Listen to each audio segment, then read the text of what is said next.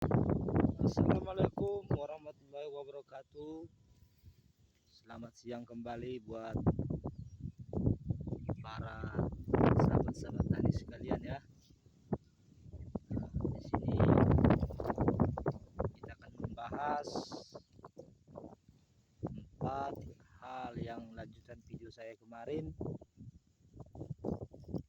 ya, yang mungkin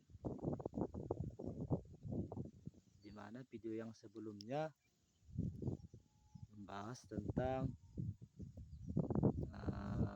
pemberian kapur dan dominannya di fungsi jakaba.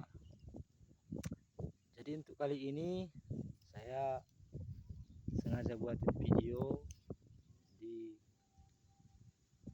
lokasi tempat saya bertani ya. Oke, langsung saja kita ke video ataupun ke pembahasan yang ada di video saya kemarin ya, yang ada 4 hal itu. Yang pertama itu kita bahas masalah dasaran ya. Jadi di dalam 3 tahun terakhir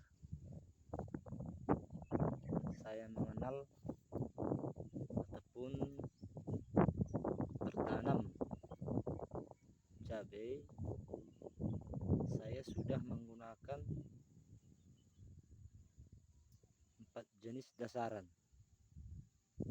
Dasaran dalam artiannya pupuknya ya. Jadi saya mencermati ya, di tanaman pertama, di cabai yang pertama saya menggunakan dasaran TSP ya. Untuk satu roll mulsa itu saya menggunakan dia sekitar, kemarin belum ada masih pemula belum cukup amunisi, saya menggunakan sekitaran 10 kilo ya, hanya 10 kilo, dan ditambah dengan kohe ataupun kotoran. Di sini saya sering menggunakan kohe ayam ya, ayam. Jadi kohenya waktu itu sekitaran kurang lebih 400-300 kilo ya, dan alhasil di pembuahan lumayan ya untuk buah ya, bisa dibilang lumayan lah. Nah, sebagai perbandingan yang kedua, untuk dasaran cabai saya yang kedua itu untuk musim tanam berikutnya, saya menggunakan dasaran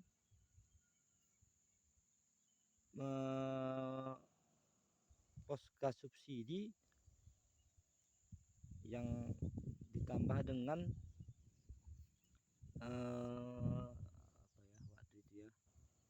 ditambah dengan murni jakaba murni, ditambah dengan TSP juga, cuman dia hanya sekitaran 2 kilo saja, dan hasilnya di waktu panen dia lebih banyak di hasil yang pertama. Di panen yang kedua hanya mencapai panen puncaknya itu hanya bisa sekali petik sekitaran 40-50 kilo, sementara yang panen pertama dia bisa panen di sekitaran 70 kilo ya, sekali petik. Di pupuk dasar yang ketiga, saya coba gunakan dasaran di SP36 ya, SP36. Dia saya buat sekitaran 1 sak, kalau nggak salah dia itu sekitaran 40-50 kilo itu. Alhasil pembuahannya maksimal, cuman karena kemarin dia musim musim kemarau yang panjang ataupun musim tidak menentu, terkadang panas pagi hari, siang-siang hujan, tiba-tiba panas lagi. Jadi separuh ataupun setengah dari tanaman saya rusak ya. Dan saya masih bisa tunjukin itu. Nah, di sana masih ada itu contohnya itu. Nah, rusak parah ya. Jadi yang untuk tanaman yang ini, yang di lokasi saya ini, saya coba buatkan dia dasaran dari anjuran rekan-rekan ya, para senior-senior, para pakar-pakar juga ya. Dasaran saya di sini sekitaran 45 kilo ya, untuk pupuk kimianya, yang dimana diantaranya itu ada sekitaran 10 kilo dia Palma, ada sekitaran 10 kilo SS, 10 kilo Yara Paster, dan 5 kilo ataupun 10 kilo lagi itu TSP. Nah, nanti untuk kohenya saya menggunakan sekitaran 1 karung sekitaran 6 kilo 5 kilo ya, ataupun dalam bahasa globalnya dia sekitaran 600 kilo. Jadi lokasi pertanian kita ini ada di dairy ya, dari daerah dingin. Nah, tujuan saya ini adalah untuk melihat sejauh mana kemampuan dasar ataupun pupuk dasar menunjang produksi nanti di masa generatif. Nah, jadi kita akan lihat nanti, saya akan mudah-mudahan terus update ya, dan terus mengupdate video-video nanti untuk perkembangan dan produksi berapa kira-kira yang bisa dihasilkan dari dasaran-dasaran keempat ataupun perbandingan dari dasaran-dasaran yang sudah saya laksanakan ya, sudah saya praktekkan, dan bukan cuman teori saja. Yang kedua itu kita bahas kemarin itu adalah fungisida ya, fungisida dan insektisida. Jadi dasar awalnya insektisida ataupun fungisida itu sebenarnya sih banyak jenis ya, banyak merek, banyak merek dagang, banyak macam-macam. Jadi tidak usah pening-pening, ambil saja dia fungisida atau insektisida yang bersifat pencegahan ya. Jadi cegahlah tanaman itu sebelum kena ataupun sebelum masuknya hama-hama yang menyerang tanaman kita. Nah, permasalahannya nanti ketika hama ataupun sejenis trip ataupun dia tungau sudah masuk, nah ini yang susah, dia sudah masuk ke dalam tanaman, ini yang susah untuk mengeluarkannya. Jadi solusinya ya, menurut saya ini logika saya ya, dia lebih bagus dicegah sebelum dia sudah masuk ke lahan ataupun ke dalam ke dalam tanaman kita.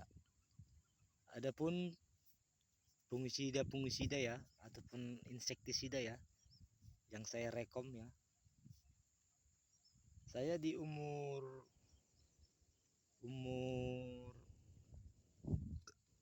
mulai 10 hari sampai 30 hari saya biasa pakai itu fungisida, Startop, rollingannya itu bisa Mancozeb, bisa juga Saser, Jiplo. Nah, yang kawan biasa pakai itu ada biasa itu Orondis ya, Orondis Opti. Ada itu yang Chlorotonil ya, Chlorotonil. Nah, itu aja yang biasa yang pernah ya. Bahkan saya juga pernah pakai itu Bion ya, Bion M. Nah, di kandungan Bion M itu ada juga situ Mancozeb dan Abimen Solar. Terus untuk insektisida saya biasa rekom ya, walaupun berat di kantong itu ya lumayan lah untuk harga ya, tapi kualitas ada ya. Itu biasa insek saya gunakan itu imidacloprid, Ablanactin, Diventuron ya, yang ketiganya ya. Jadi merek dagangnya juga bebas ya. Kita dituntut hanya sekedar rajin cek, rajin lihat kondisi ya. Sekitar itu aja dulu ya. Yang ketiga mengenai musim ya ataupun cuaca ya. Nah, jadi terkadang cuaca juga faktor penting ya untuk tanaman ya. Jadi kalau saya menilai musim hujan biasa masalah ada di layu, di buah busuk, di di penurunan setelahnya kestabilan tanah ya. Kalau di musim kemarau ya biasa penyakit itu ada di meningkatnya intensitas hama, yang kedua kekeringan, yang ketiga lambatnya tanah ataupun akar ya menerima ataupun menyerap unsur-unsur yang sudah kita aplikasikan, baik pupuk baik nutrisi dari daun. Nah, sedikit tambahan ya untuk mengetahui itu musim hujan gitu ataupun kemarau adalah dikatakan musim hujan kalau dia dalam jangka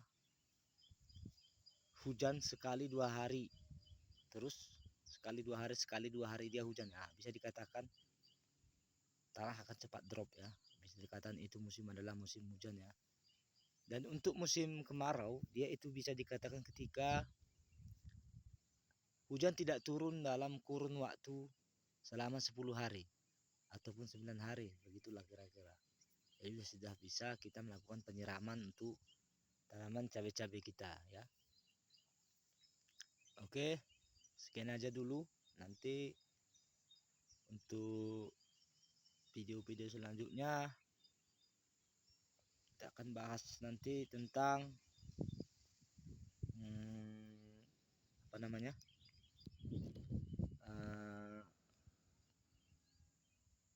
proses pencabangan ataupun perempelan dan jenis-jenis cabai yang cocok dirempel ataupun tidak cocok dirempel, dan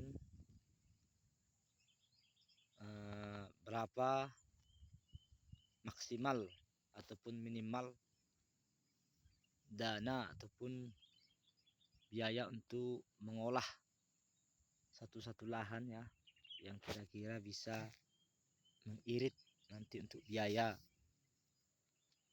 di tanaman cabai kita. Oke, demikian. Assalamualaikum warahmatullahi wabarakatuh.